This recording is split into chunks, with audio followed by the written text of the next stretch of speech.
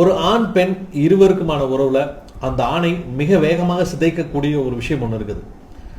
பெண்கள் இதை நம்ம பண்றோம் அப்படிங்கிறது தெரியாமலே தினசரி பண்ணிக்கிட்டே தான் இருக்கிறாங்க. அவங்க பண்றோம் அப்படிங்கிற ஒரு உணர்வே இல்லாம அவங்க பண்ணிக்கிட்டு இருக்கிறாங்க. அவங்க தப்பு பண்றாங்கன்னு சொல்ல வரல, ஆனா அவங்களுக்கு தெரியறதே இல்லை நம்ம இந்த மாதிரி தப்பு பண்ணிட்டு இருக்கோம்னு சொல்லிட்டு. அதாவது நீங்க என்ன பேசுறீங்க அப்படிங்கிறது முக்கியம் கிடையாது, என்ன சொல்றீங்க அப்படிங்கிறது முக்கியம் கிடையாது. ஆனால் நீங்கள் சொல்லக்கூடிய அந்த தொனி இருக்குல்ல, அதுதான் மிக மிக முக்கியமானது.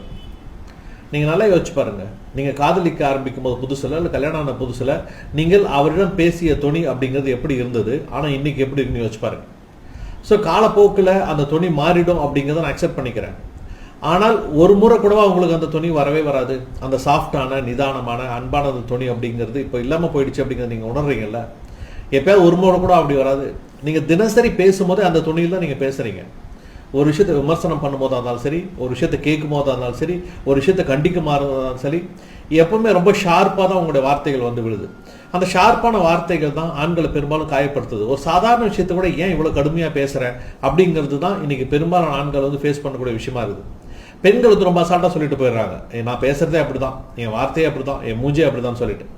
ஆனால் அது ஆண்களை எவ்வளவு ஆழமாக பாதிக்குது அப்படிங்கிறது பெண்கள் உணர்றதே கிடையாது. அதனால ஆண்கள் ஒரு கட்டத்தில் என்ன பண்றாங்க அப்படின்னா, சில விஷயங்கள் பேசுறதை நிறுத்திடுறாங்க, சில விஷயங்கள் சொல்றதை நிறுத்திடுறாங்க. நம்ம ஏதாவது சொன்னா அவ இப்படிதான் பேசுவா, அது நம்மளுக்கு ரொம்ப கஷ்டமா இருக்கும் அப்படின்னு சொல்லிட்டு அந்த ஆண்கள் பேசுறது நிறுத்திடுறாங்க.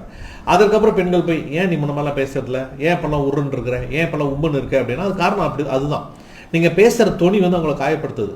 நீங்கள் வைக்கக்கூடிய விமர்சனங்களால் அவர்கள் பாதிக்கப்படுறதில்ல, அந்த விமர்சனங்களை நீ வைக்கின்ற துணி தான் அவங்களை காயப்படுத்துது.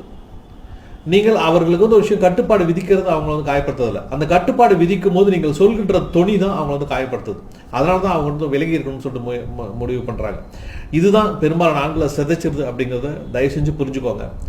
தயவு செய்து நீங்கள் பேசுகின்ற துணியை மாற்றிக்கொள்கிற பிள்ளைகளை, அது உங்களுக்குள் காதலை அதிகப்படுத்தும். நான் சொன்ன மாதிரி எப்பவுமே ஒரே மாதிரி துணியில் நான் பேசணும்னு சொல்ல வரல. ஆனா கடைசியா எனக்கு ஒரு விஷயம் சொல்லுங்களேன், எப்போ நீங்க கடைசியா அவர்கிட்ட ஒரு சாஃப்டான அன்பான ஒரு துணியில நீங்க பேசுனீங்க, பாராட்டிங்கன்னு யோசிச்சு பாருங்க. நான் ஏன் அந்த வீடியோ போடுறேன்னு நல்லாவே புரியும். அடுத்த வீடியோ சந்திக்கிறேன்.